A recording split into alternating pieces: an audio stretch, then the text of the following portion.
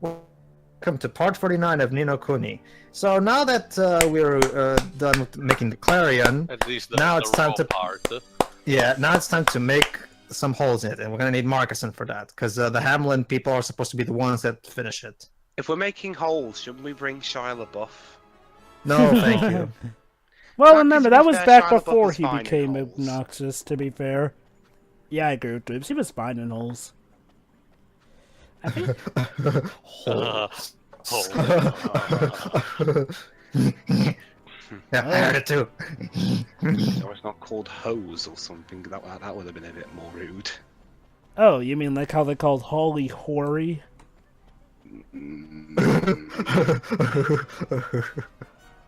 Anyway. Hey guys, I got something. What? Yeah. How did Santa react to the sex worker? What? He called them a I ho don't ho know, hose. How are you? Ho ho! That's terrible. You should feel bad, Dibs. Yeah. Actually, I'm pretty sure you didn't come up with that. Did you, Dibs? I just did actually. Even if you did, it's probably still old. Oh, hold on. Cutscene, I guess. Oh no, right. No. You just need to Oh, pass. hi, dead girl. We found your Yeah. queen, by the way. Yeah, just some minor details. No, well, now she can rest in peace. So I'm surprised you didn't talk to her, actually. I figured that, after finding her, you'd trigger, Press like, one of F to those, pay respects. yes. one of those things where you can basically tell them, hey, we found this or that, and then they could say good job and all that stuff. Hey, nobody get jumping in the hole. Well, have a I little. get, maybe she still has some unfinished business. No. What I meant is, like, I figured that you would try talking to her afterwards to see if you get any new dialogue. Your Majesty, couldn't you please live somewhere a bit nearer to me? And ask me to go someplace that isn't royal? All right, Alright. here we go. After this loading screen. Sure. Hello, Moccasin. We need you to finish carving something for us. Indeed, we do. Yeah. Press X, Pedro, please. Thank you. Flippin' X. Someone didn't go to finishing school. Heard of the word please? Have you? Well, I've heard of the word you're welcome. I do enjoy your visits. That's There two is a certain words. liveliness that you bring to every occasion. Now, you mentioned carving something. Jova, you're being a bit too high pitched. Bring it back to your Clive voice, please. My bad. Yes, Your Majesty. Esther was talking about the Clarion. That's right. We need you to help us finish it so we can clear a path across the Miasma marshes. What was it to you? I don't know. It doesn't sound that bad. No, it's not that. It's just that he's being a bit too high pitched. He's not mirroring the voice of the actor as much as I would like to. That's all I'm saying. I guess to be fair, it was higher than my usual one. It's been a while since I It- voiced the guy. That is Yeah, one yeah. thing. When we're away from Beast for a while and we haven't voiced a certain someone, we're getting to the role. Just do your future Luke voice. I know the voice. I just have to readjust. But I'm afraid that this is a minor problem. Namely, Yeah, that that he does one. not possess all of them. Huh? How do you mean, Their Majesty? Yeah, I really like the element that's about to be presented to us, by the way. To complete the Clarion, one must possess not only magical power, but the talent to carve the necessary holes. Thank God. Yeah, for a second, I thought I was gonna say you have to do a dance or something. Maybe. Well, I Maybe may you have have to the do the magical dance number from Blue skills, Dragon. but I am unable to help with the more practical aspects of the process. So basically, he's a great magician but a shitty carpenter. Well, it So makes you're saying sense. you're too clumsy to complete the Clarion? Gee, Esther. A bit too blunt, are we? I was worried it was going to turn into like the third Pirates movie where someone has to do this, someone has to sing songs, someone has to do a merry jig, etc. No, don't you see, Dweebs? We need to flip the ship upside down. No, need it's a not a nice matter piece of of clumsiness, ink. I assure you. No, the skills that are required are passed from the Emperor directly to his heir. I knew it was a bucket so he can put that guy in it. Gee, so your father passed away before he could teach you about this stuff, huh?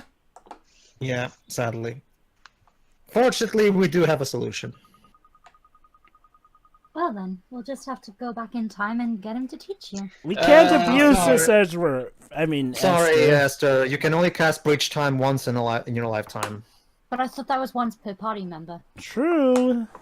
But the other two cannot use magic properly. Well, Marcusum could, technically. Well, actually, they do kind of imply Yeah. that only the highest skilled of wizards can Yeah, I thought over the Tricky chosen ones. I think they're about to actually explain now. We get to use bleach time once in a lifetime, remember? Waves. That's wait, Gibbs. I thought you gave up on the Welsh accent. I miss him, alright. Well, you shouldn't have given it up. Well, I did. What do we do? Well, I did give you the role. You're the one who gave it up. Anyway, Yeah. It's just something. aren't you forgetting someone? Uh, Hello. Oliver, I get the feeling someone just talked, but I can't see anyone. Swain, do you mean... What? I can't cast the spell. Truly, Oh, hold on. did he? Well, I can't promise miracles, but Father did teach me a few things. Yeah. If you remember, when he was a kid, he was making blueprints for a gun, so he's actually good with this. By the way, Marcassin, you look rather feminine when you stand like that.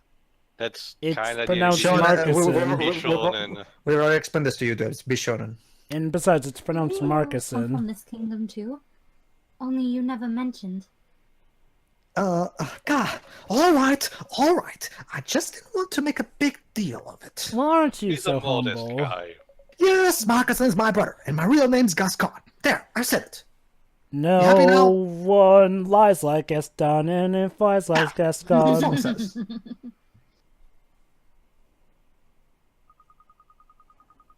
Oh, that? We know that already. We were there, you know. It was kind of No. obvious. I don't like to talk about it, okay? Well, it was No, Kind of kind brings you up bad do. memories. It was kind of obvious. Then why are you so hell-bent on getting me to admit it? It's just Swain, so good to Swain, you have to conquer your demons. Anyway, we can discuss the whys and wherefores later on. The point is, my father taught me what I need to know.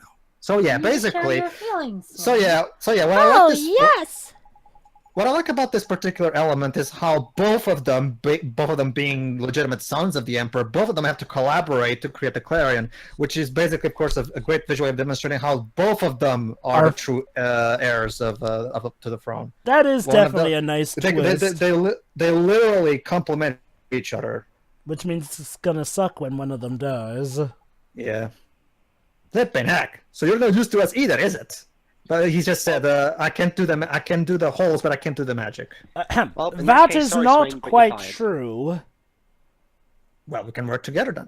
Ah, so you know what I'm getting at, do you? I suppose it's not all bad having a brain box of a great sage for a brother. Which one?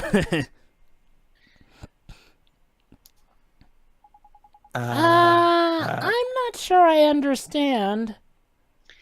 Don't bother, Oliver, why you no understand? What cannot be done alone may yet be done together. Is that not so, brother? Indeed. The brothers With our powers Marcusson, combined. Oh, I get it. You're going to make it together. with the super power of teamwork. Yes. Because you're Hamlin hero. Very good. Hamlin Heroes. I roll I here. feel like I want to throw up now. Exactly. Oh, come on, that song's not that bad. Yeah. I like Sonic Heroes, thank you very much. No, I like the song. It's just the fact. Are you ready, Marcus? There's no shame in liking that game, Shiroi. We've got work to do, but since it's a bit too troubling to animate, we'll just fade to black. Yes, brother. I am ready to fade to black. Fade to black. Ahem. Cue budget. Wow. Well, we get to see their reactions at This least. one's powerful. Clear. They work so well together. That looks kind of. Wow, they created light. And here we go. The You finished made- Clarion. A smoking pipe. The Clarion, as we've already established this in part 8. It's a free hole flute. Now we can finally clear a path to Shadar's castle. Now, Thank if you, Your Majesty. only we had someone Now, if only we had someone with a class that allows them to play instruments. Oh wait, Esther's a bard. Convenient. Oh, don't worry about thanking me, but how long is it since we last made something together, Marcuson? Oh great, you're not gonna start reminiscing about the old times, are you? You don't mean this girl named Billy... They are. Do you Go ahead. remember the model pig tank we made together? Aww. Oh. Well, for all Swain knows, he could die, like, soon, so... Bleh. Blooming pig tank. That's the last pagan thing I want to be reminded of. How much you want to Because- bet that that pig tank that they made was the one we had to face as a boss? Which would be a nice attention to detail. You'll hear no arguments from me on that score. Anyway, let's focus on the task ahead. Clearing the Miasma Marshes. You know, brother, this does remind me of the time when this girl named Billie Jean claimed that you and her made a child together. Says something about you being the one. The Clarion looks so beautiful. I can't wait to hear how it sounds.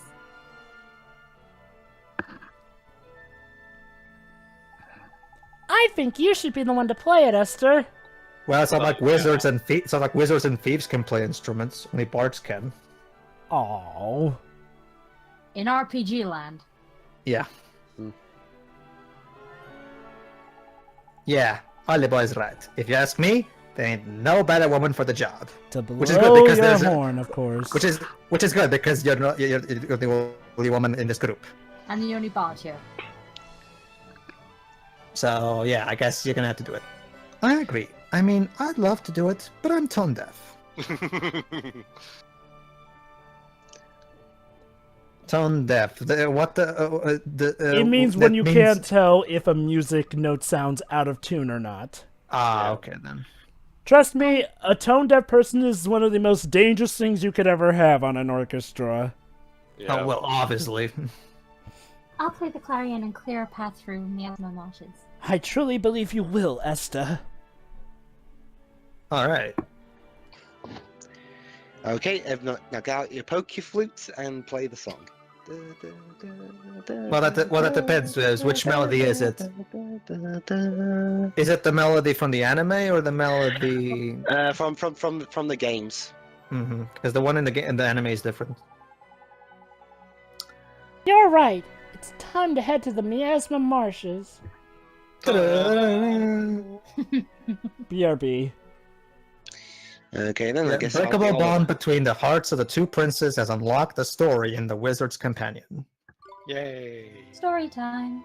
You obtained a new tale of wonder. Oh, is that? Am I This is one of my personal favorites. I'm up and I take it. I'm sorry. Yes, well, yeah, you've been narrating them, so yeah. Okay, Dick, you're up. Dick. Dick Hello. Layton. My All name right. is Dick Layton, and I'm here to do the story for a change. Aren't you supposed to be teaching that class about Chopin, Professor? I'm on my break. Anyway, this story As in you're is sleeping called... in your office again. Oh yeah, I forgot. I haven't read How the Little Girl Became Queen. This is the backstory of Queen Kulon, actually. All right, How the Little Girl Became Queen. The little girl. Go ahead. In Xanadu, the kingdom in the clouds, the ruler has always possessed many a mysterious power, not least the ability to make the most prescient of prophecies. This is the story of one such ruler, of whom little was expected when first she ascended to the throne. Xanadu's new ruler was a little girl, cowardly and weak. Though it was a peaceful place with temperate climate and few if any monsters, Xanadu had never known a cowardly ruler. The thought alone was simply preposterous. The girl herself knew that she was a coward, having never displayed courage or daring since the moment of her birth. She was scared of sleeping alone, and the thought of being in the temple at night filled her with a holy dread. She was known as Josephine. Despite claiming that she had a well of courage to draw on if necessary, she would undoubtedly have been found wanting if she had been asked to deal with a giant, or a dragon, or even a lion. Life surrounded by adults... I can't read that bit. Just wait a bit. Was lonely and dull for the little girl. She had no friends and became very sullen. As a result, everyone assumed that she was humble and wise. This was bullshit. All right, here we go. For most of those who rise to rule over Xanadu are powerful sorceresses and prone to self-importance. Though baseless, the myth of the little girl's wisdom meant that her reign was very peaceful, with none of the intentions or infighting that marred the reigns of her predecessors. So yeah, she was a ruler who believed in peace, apparently.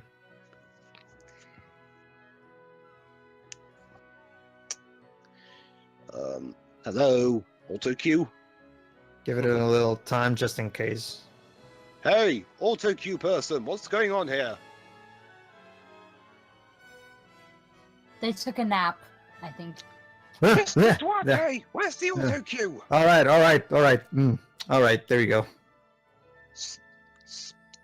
Slack off again and you're fired. Sinister rumors. She had not ruled for long, however.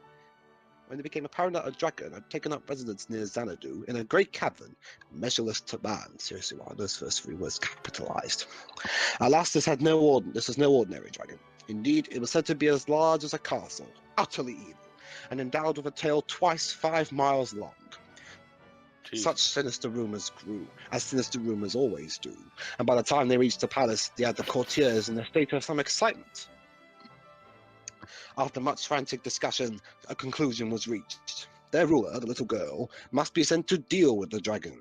Though she was still young, everyone believed her to be both wise and brave, and it was concluded that her age was of no significance. Thus, having no choice but to fulfill the duty assigned to her, the little girl set off for the dragon's cavern. All right, little girl, go kill the giant dragon for us. Will you? Okay, thanks. Pretty please. Please kill her. Thank you. The Middle Ages were... A savage place. The waning moon cast scarcely any light into the dismal cavern, and big wet drops fell onto the little girl's head as she made her way through the darkness, nervously clutching her wand. Though she quivered with fear, she knew that she had little choice but to push on. She was the ruler of Xanadu, after all, and rulers must show courage, however frightened they may be. Having pushed deep into the cavern, the girl finally encountered the dragon. It was not as big as she'd feared, but it was still ordinarily been more than a match for a little girl like her. By the way, Teo, you give me the dragon. However, was Okay. injured. One of his wings was broken and he was unable to fly. Indeed, he had no way at all of avoiding little girl's spells. It seemed the tables had turned in her favor. Just then, the dragon turned to her and said, You came alone? I suppose you knew I was injured. I shall surely perish soon. All you need to do is wait, and your duty shall be fulfilled. Okay then, bye. but the little girl took out her... Just wait a bit. Okay, bye. Usually I'd have Shiroi do her pearl voice for something like this, but it's a bit hard for her to read these pages. Well, it hasn't really scrolled up yet. You want to try? Mr. Yeah, Alter yeah. Q person! Hold on, we're discussing casting. Well, Remember discuss- this. You should have discussed it before. There Hey, you go. narration. But the little Move girl... on. Go ahead, Liz. But the little girl took out her wand and proceeded to draw... her wand and proceeded to draw a rune. The spell she cast began to heal the dragon's wounds. Being so young, it took a long time for the healing magic to work, but her concentration never wavered. Heal me, and I could came after you and eat you. Are you sure about what you're doing? I'm kind of dumb that way. Alright, here's the picture of her healing the dragon. So much for having the tail being gigantic. Oh, he's only a little dragon. What did you see, Teo? Who's a good little dragon? He's a good little dragon. Go ahead, Wibbs. The little girl thought for a moment before replying politely. I Go should ahead, not sure. like to be eaten, yet I do not see why you should die. Perhaps we could reach an agreement instead. I will heal your wing if you swear to spare this kingdom. The dragon made no reply and simply gazed at the girl with flashing eyes. Once the wing had been fully healed, the dragon picked up the little girl and, placing her on his broad back, strode out of the cavern. Then, flexing his newly healed wing, he ate the girl. He carried the girl to the summit of a tall mountain. As the dragon reached the top of the mountain, it seemed to grow in front of the girl's eyes. Oh, there we go. At last, it began to resemble the castle-sized dragon that the courtiers of Xanadu had mentioned. Indeed, it began to look as though it could eat a castle thrice over, This Yep. is my true self. declared the dragon, quoting Persona for some reason. Now, you may be weak, but you're both courageous and kind. My original intent was to eat every one of your subjects. but I have decided to honor a bargain and spare this kingdom. The dragon's kind words touched the little girl deeply, and the two of them became great friends. How nice. Then the dragon shrank back to his smaller size and put the girl on his back again, and together they made for Xanadu. When they reached the city, however, the dragon grew big once more. When the little girl explained what had happened to her courtiers, they realized not only that she was wise and brave, but that she was also very kind. From that moment, she was no longer referred to as the little girl. She had become the queen of the heavens. She never forgot her dragon friend, and they spoke together often until the end of their days. And that's how Queen Kulan became the Queen of Heavens, the legendary Queen of Are you Heavens. sure it's not just talking about an ancestor? About No. Remember, they specifically her nickname is Queen of Heavens. That's your cue. That's your Yeah, clue. but this girl is called Josephine. And that, ladies and gentlemen, Josephine. Yeah, that was it's a called- joke. That was a joke. Oh, I thought it was written at the beginning. No. It was a joke about That basically. was Dwib's ad-libbing. There's a character in Series of Unfortunate Events named Aunt Josephine who's terrified of absolutely everything. Not to mention Dwib's Josephine. That's not a level 5 name. Anyway, the flute makers, 4 brothers. Four brothers. In a certain kingdom, there once lived 4 brothers. Though their parents had both died and they had grown up poor, the brothers had become famous and highly regarded. The first brother was very strong. Once, when the kingdom was in need of a new lake, he had lifted a stone bigger than 3 dragons out of the ground, creating a giant great hollow. He then carried the stone to the top of the tallest mountains in the land, lest it prove an eyesore to anyone. The king could not contain his delight as he watched the hollow slowly filling with water. The second brother was the greatest artist in the land. He went to the top of the mountain and carved wonderful sculptures on the stone that his brother had carried there, and offered them to the king, who was rendered speechless for the first time in his life by their beauty. Oh. The third brother was known as a master craftsman. Excuse me. He took the sculptures his brother had made and erected sturdy walls between them, creating a mighty castle, which made him erect. Alright, I'll be the Used 4th remaining brother, pieces of stone. and Teo, you be the 3rd brother, Joe, you be the 2nd brother, and Dils will be the 1st brother. I don't Till think the Joe is working back clock. yet. I've been The back, king was Roy. amazed at how Oh, it's always told the Sorry, correct you've been time. very quiet. It's being made of stone. The king now had a new castle that he believed was beautiful, the best defended, and the most convenient in the wide world. The brothers were delighted and became full of confidence, for each of them believed that he was the greatest man alive. That's you, Dils. I'm the one the king should thank for having such a wonderful castle. After all, I am the one who carried all that stone away out the mountain. Thou mayest have carved the stones, and thou mayest have bound them together, but had I not brought the stone up here in the first place, nothing of that could have been done, said the first brother. Next is the 2nd brother, but when I scroll down. I should fire the altar cure. Pedro, I'm Also, afraid. Oh, never mind. You can blame me for all of this. You can't fire me. I am omniscient. Ha! But the king would not have looked twice at the castle had I not carved those sculptures so beautifully. Retorted the second brother. And yet it was. Sorry, that's you too. And yet, it was I who took my sculpture and made it into a castle. What do you say of a king for sculpture, pray tell, or whatever it means? Whatever. But the point is, After Sorry. some time, these discussions became so fractious that the 3 brothers resolved to live apart on the eastern, western, and southern edges of the kingdom. The youngest brother of the 4 was unlike his 3 older brothers. He excelled at nothing and was weak and clumsy.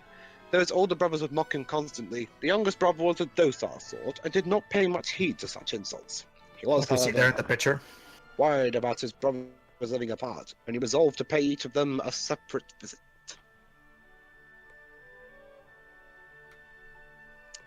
So yeah, as you can tell, this is the tale, of course, that unlocks when you see the Brotherhood Brotherhood between Marcuson and Swain. Hmm. Go ahead. Oh, yeah, never mind. I already read Yes, this. to turn the page. The artwork is great. I love it, by the way. A thick thick fog. Extra thick. A short while later, disaster befell the kingdom. A thick fog covered the entire land, blocking all sunlight for 100 days. Crops would not grow, and people became unwell. And yet the very worst of it was that the fog put an end to all music, for it simply could not be heard through the heavy boom. What? The whole kingdom adopted a silent funereal air, and still the source of the fog remained a mystery. So fog can block out. Pedro, are you sure this is not the tale of the kingdom of Boletaria? One I night, don't know. as the king slept fitfully, he had a strange dream. In it, someone was telling him that the only way to clear the fog was to slap a Kirihino and tell him that's not how science Basically, works. this is pretty much the premise, the entire premise of Demon Souls. Really? It's a fantasy game, though. Just roll with it. Fog was to play a certain flute, the most beauteous flute in the world. Yet apparently, wait a minute, you still can't hear it though. They can't. There's no sound apparently. Upon waking, Well, the I king guess it would be immediately muffled. summoned the three brothers who had built his Remember castle that and he's commanded them to dreaming build this. He's hearing his own subconscious. Since the three no longer spoke to one another, however, they would not cooperate, and each went off to carve his own. I am the only one capable of making a flute fit for the king, said one brother. It is simply too great a feat for the two of you. Go ahead. Oh. Ha! The Almighty is better say that of thine own self. Counted the second. My flute will be the finest, as thou shalt soon see. Boast if you will. Scoffed the third. All men know that mine will be the best. And so the arguments continued. After some time, all three brothers finished making their flutes and went to present them to the king and his subjects. All the kingdom gathered on the shores of the lake and had been created by the first brother, anxious for the presentation to begin. The first brother picked up his flute, which was very big and made of stone, and blew. Try as he might, however, he also blew. The flute would not produce a sound. The king soon turned his attention to the second brother. His flute was a beautiful, delicate... So yeah, the first brother was kind of a moron for trying to make a flute of stone. instrument made of clay, but when he blew it, it too produced no sound. The king Shame. was now becoming rather agitated, and hastily commanded the third brother to blow his flute. It was made of a single bone, with holes drilled in the appropriate places, and yet it too could not produce a single tone. The king was Nope. furious, and banished the brothers from his sight. Jesus. Well, to be fair, I mean, clay and bone could technically work. You could just have to... Yeah, there's Position actually them an actual instrument that it's I forgot what's his name. It's actually made carved from an actual human bone. Don't worry, we're going somewhere with this. The brothers It- then... So go on. No, well, it was recently used actually in making the theme of Spinal in the new Killer Instinct game. The brothers then walked off, cursing Akira Hino, saying to themselves, if you got your science right, we wouldn't be in this situation. I'm sure there's a perfect metaphor for 4chan. Anyway, go ahead, Weaves. The king began to extend his warmest gratitude to the youngest brother, but was politely interrupted. Alas, this flute was not my... Oh, sorry. Sorry, I forgot this part. Whoopsie. Sorry. Several days later, the king awoke to hear the song of the flute that he had dreamed about. It was a beautiful sound, one that cleansed the heart and brought tears to the eyes of royals, ministers, soldiers, ploughmen, autocue workers, and even the baker's cat, whom many had fought deaf. As the flute played on, the thick fog that plagued the kingdom began to clear. Somehow, the king was naturally It's magic. delighted. Just roll and with it. started searching for a source of gonna this explain blissful shit. sound. Trusting to the evidence of his ears, the king came at last to the house of the fourth brother. There he found him and his three brothers sitting together, with tears in their eyes. The You king would wondered- you would hate old school fairy tales because they're so illogical. Anyway, The king began to extend his warmest gratitude to the youngest brother, but was politely interrupted. alas, this flute was not my work. My three brothers built it. And he proceeded to explain all that had come to pass. The youngest brother had been visiting his three brothers every day, hoping to persuade them to work together as before. But his brothers were stubborn and would not listen. After some time travelling hither and thither, from the south to east to west and back again, all the younger brother's efforts got the better of him, and he collapsed in a heap. When his three elder brothers heard what had happened, they had all felt sorry for their younger sibling, and went to visit him as he recovered. The eldest brother visited him first. Is there all what I can do for you? He asked. Indeed there is. Hie thee to the forest, and cut down the tallest tree thou findest. and Eliza ruin the Wood. Wood. There. Anyway, chop it then into small pieces, and bring them here to me. Thinking that his brother wanted firewood to keep him warm under the thick fog, the first brother agreed to do as he was asked. Very well, younger brother, he said. I shall start cutting right away. Thank you. The other replied from his bed, and before long the first brother came back, a smile on his face and a pile of logs under his arm. Next day, the second brother came to visit with his youngest sibling. Is there aught I can do for you? He asked, upon which the youngest brother brought one of the logs that the first brother cut for him. Indeed there is. Carve of this wood something beautiful for me. Perhaps a pipe? To smoke your Thinking that opium. his brother wanted an ornament in his room to make him feel better, the second brother agreed without the slightest hesitation. Very well, younger brother. He said. I shall start carving right away. Thank you. The youngest brother replied from his bed, and before long the first brother came back, a beautiful wooden pipe under his arm. The next day, the third brother came to visit his youngest sibling. Is there all I can do for you? He asked, upon which the youngest brother brought out the pipe that his second brother had carved. Indeed there is. Would thou be so good as to drill some holes into this pipe for me? Thinking his brother wanted something to entertain himself while he was ill, the third brother gladly agreed, and then the youngest brother went to visit himself. That would be interesting. I am you from the future. Yes. Of course. Yeah, he brought him Brother! Our older brothers, they're the key to all this! They're the Wait. key to all this! Well, hey, sound blocking fog's silly enough. Time travel's nothing. Alright. You go. Yeah, look at that. Thank Oh. you. Said the youngest brother from his bed when his older brother returned with the finished pipe. But I actually have one more request. Of course, younger brother. What is it? Call our two brothers and tell them to come here. Though the third brother hated his older brothers, he could scarce refuse his ailing sibling's request. So piteous did he seem, and he agreed to go fetch them. Despite being gathered under the same roof, the three brothers would not look at each other, much less speak. Then in the midst of the silence, the youngest brother pulled out the flute they had made and lifted it to his lips. Indeed. And he spat at them. How charming. Well, they were idiots, nearly coming. As soon as he began to play, the three brothers began to weep, realizing how foolish they had been. As they listened to the sound of the flute, they recalled the past that they had shared, their humble home, their parents who had loved them so, the days when they had supported each other and helped each other before they won fame. The four brothers continued to weep as they realized that each was only truly special when he worked with the others. All four of them indeed, for it was only the youngest brother who could produce a pure note from their flute. The tears they wept were the most beautiful tears the world had ever seen, for they were tears of love. After the king had Brotherly finished love. listening to the youngest brother's story, he decided to give all four brothers a special medal. From that day onwards, the brothers agreed to always work together, and they all lived happily ever after. Yay! Now go away, I need to go to sleep. That was a good story. Yeah, I'll do the next story since Dick Layton's resigned. Well, don't worry. There will be no story in the next part, so At least alright. for now. Well, when the Maybe next Dick story Layton will comes. feel better after his break. Yeah, look at that. It's actually a prototype of the Clarion. Exactly. Yep. So yeah, so it's kind of implying that probably this is how the first Clarion was made. Go figure. Maybe. Yeah. Alright, everybody. In the next part, we learn the horrible truth that P warned us about. Yep. So see you Alright. then. See ya. See ya.